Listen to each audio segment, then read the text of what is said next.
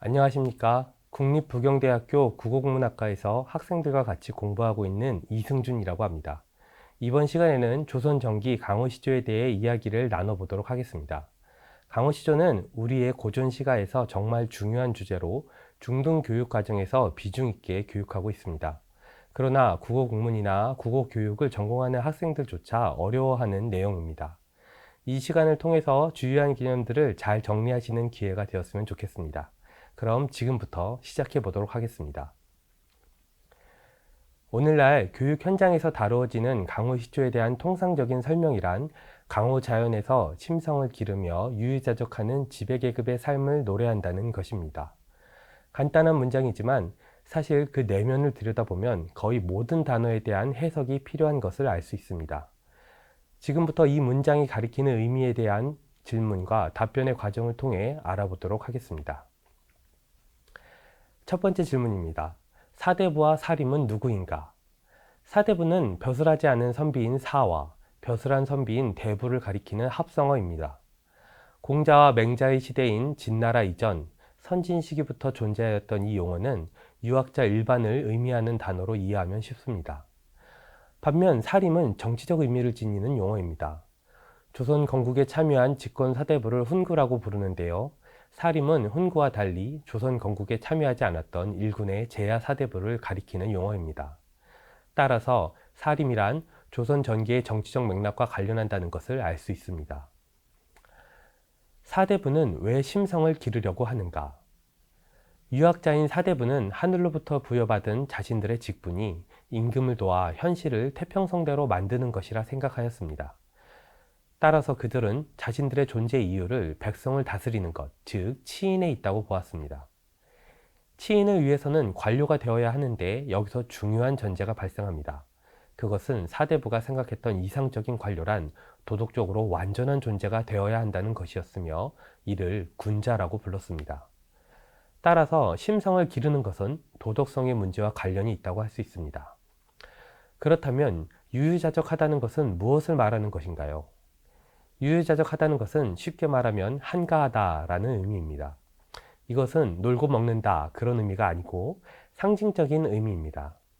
혼탁하고 번잡한 정치 현실과 격절하여 수기를 지향하는 삶을 의미하는데요. 이때 수기란 군자가 되기 위한 자기 수양을 의미합니다. 정치 현실은 치인 계급인 사대부에게 직분 실현의 공간이면서 욕망을 유발하는 공간이기도 합니다. 그리고 이 욕망은 도덕성을 침해하는 요인이 되지요. 따라서 사대부들은 정치 현실을 지향하면서도 수양의 측면에서는 그로부터 유발되는 욕망의 문제를 경계하며 도덕성을 함양하고자 하였던 것입니다. 마지막 질문입니다. 심성을 기르기 위한 방법으로 강호자연은 무엇을 의미하는가입니다. 이를 이해하기 위해서 우리는 사대부가 군자가 되기 위한 통상적인 두 가지 방법에 대해 알아둘 필요가 있습니다. 하나는 공자와 맹자 같은 사후년의 가르침이 담긴 육아의 경전을 읽고 깨달음을 얻는 행위입니다. 그리고 다음으로는 자연에서 깨달음을 얻는 것입니다. 강호시조와 관련하여 중요한 부분인데요. 이 수양법은 성리학적 세계관에 영향을 받은 개념이라고 할 수 있습니다. 성리학자는 세상을 리와 기의 조화를 통해 구성되었다고 생각하였는데요. 리란 성리학적 진리이면서 동시에 우주자연의 생성 소멸과 관련한 거대한 메커니즘이었습니다. 이 리의 법칙에 따라 음양오양으로 대변되는 기가 결합하여 인간을 포함한 우주자연이 생겨났다고 생각하였습니다. 그리고 바로 자연은 이 조화가 가장 잘 이루어진 공간이라고 생각하였던 것이지요. 자, 여기서 바로 근대 학문의 세례를 받은 우리의 시각에서 소위 말하는 자이언트 스텝이 발생합니다. 성리학적 진리인 리가 무엇인가에 대한 답변으로 중세 성리학자들은 도덕이라고 본 것입니다. 육아에서 말하는 인의예지 등이 바로 그것이죠. 즉 오늘날 우리에게는 놀랍게도 인의예지 등과 같은 도덕의 질서에 따라 음양오행이 결합하여 우주자연이 생성된다고 본 것입니다. 따라서 이것이 조화를 이룬 자연을 잘 관찰하는 행위가 도덕적 진리를 깨닫는 행위로 이어지는 것이지요. 따라서 자연이란 도덕적 진리를 담은 공간이고 이를 사대부는 강호라고 이름한 것입니다. 대표적인 강호 시조는 계열로 구분하면 크게 두 가지로 나눠볼 수 있는데 어부가와 구곡가 계열이 그것입니다. 사대부는 가장 이상적인 자연을 설명할 때 비유한 것이 물입니다. 물과 조화를 이루며 사는 동물은 바로 물고기입니다. 이 물고기와 가까운 삶을 사는 사람이 바로 어부죠. 따라서 어부가가 강호 시조의 큰 계열이 되었던 것입니다. 이번 영상을 통해 살펴볼 강호사시가와 어부단가 또한 어부의 형상이 나타나는 대표적인 작품이라고 할 수 있습니다. 구곡가는 이러한 강호 공간을 대표하는 구곡과 깊은 관련이 있습니다. 너무나도 유명한 율곡의 고산구곡가가 대표적이겠지요. 이 문제에 대해서는 또 다른 영상에서 기회가 된다면 찾아뵙고 설명드리고 싶습니다. 자, 그럼 지금부터 조선 전기 강호 시조의 창작 및 향후 맥락과 관련한 정치 현실의 문제에 대해 살펴보도록 하겠습니다. 이와 관련하여 강호 시조는 조선 전기 사대부의 제도론적 문학관의 영향을 받은 노래라는 사실입니다. 제도론적 문학관은 문이라는 것은 도를 싣기 위한 것이다 라는 유명한 성리학자인 주도니의 기록과 조선 전기를 대표하는 사대부죠. 정도 전에 문은 도를 싣는 그릇이다 라고 하니 그는 인문을 말한 것이다 라는 내용 등을 통해서 잘 알 수 있습니다. 성리학자를 비롯하여 조선 전기 사대부들이 생각하였던 제도론적 문학관이란 바로 문학의 창작 목적을 성리학적 도, 즉 진리를 표현하기 위한 것에 있다는 관점입니다. 그리고 이 진리라는 것은 우리가 조금 전에 살펴본 이법, 도덕 등의 문제와도 관련한다는 점을 알 수 있습니다. 특히 강호 시조는 더욱 그러하다는 점을 명심할 필요가 있겠지요. 강호 시조는 15, 16세기를 거치며 출현하기 시작했으며 조선 후기까지 지속적으로 창작되었습니다. 주의해야 할 점은 강호 시조의 스타팅 포인트라 할 수 있는 조선 전기는 작가의 정치적 위상, 보다 엄밀히 말하면 훈구와 사림으로서의 정치적 위상과 현실 인식이 작품의 주제에 강한 영향력을 행사한다는 것입니다. 앞서 우리는 강호에서 도덕을 수행하는 행위가 사대부의 직분인 치인과 관련한다는 것을 간단히 살펴보았죠. 치인은 관료가 되는 것을 의미한다는 점을 환기해 봅시다. 관료는 정치에 참여하는 행위라는 점을 명심한다면 강호의 삶을 노래한 강호 시조는 자연스럽게 작가의 정치적 위상과 관련한다는 점을 알 수 있습니다. 조선 전기 정치사가 훈과 사림의 대립 속에서 사림이 주도권을 장악한 것처럼 강호 시조 또한 사림의 정치 현실에 기반을 한 작품들이 주류로 부상하게 됩니다. 따라서 조선 전기 사대부의 정치적 위상을 대표하는 훈과 사림의 변별적 구도가 이 시기 강호 시조를 이해하는 절대적인 기준이 되었다고 할 수 있습니다. 대표적인 두 작품이 바로 훈구 사대부인 맹사성의 강호사시가와 사림 사대부인 이연보의 어부단가입니다. 두 작품에 나타난 화자의 형상과 현실 인식을 통해 조선 전기 강호 시조의 창작과 향후 맥락을 이해한다는 점에 주의하며 그 작품들에 대해 살펴보도록 하겠습니다. 두 작품의 원문은 다음과 같습니다. 여러분도 다 아시겠지만 시조는 작품에 따라 비중의 차이만 있을 뿐이지 중세어와 한자가 혼용되어 있습니다.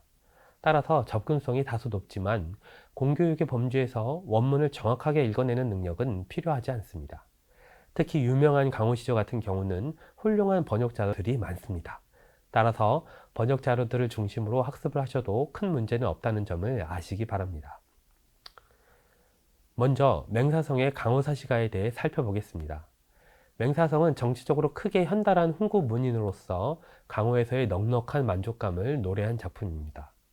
중요한 점은 강호사시가가 초기의 연시조 작품이자 조선 후기까지 지속적으로 나타나는 사시가 계열 작품이라는 것입니다. 봄, 여름, 가을, 겨울로 이어지는 시적 배경은 자연의 순환적 질서에 근거한 것으로서 끊임없이 일정하게 반복되는, 즉 항상성의 측면을 강조한 것입니다. 그리고 강호와 속세 사이에 어떠한 모순이나 분열도 나타나지 않는다는 것이 중요합니다. 그럼 제가 작품 한 수만 읽어보도록 하겠습니다. 강호의 봄이 드니 미치능이 절로 난다. 탕료 개변에 금리너 안주로다. 이 봄이 한가의 엄도 역근은 잊었다. 미치능이 절로 난다는 것은 크레이지 펄슨이 되었다는 뜻은 아니고요. 강호에서 봄의 활약한 기운과 조화를 이루는 화자의 정서를 의미하고 있습니다. 물가에서 고기 안주를 먹고 있는 화자는 어부의 형상과 닿아 있죠. 이는 3장에서 작은 배에 그물을 실어 뛰어 던져두고서에서도 나타나는 것입니다. 강호, 어부, 한가 등은 앞서 말씀드린 강호에 대한 사대부의 인식을 반영하는 전형적인 표현들입니다.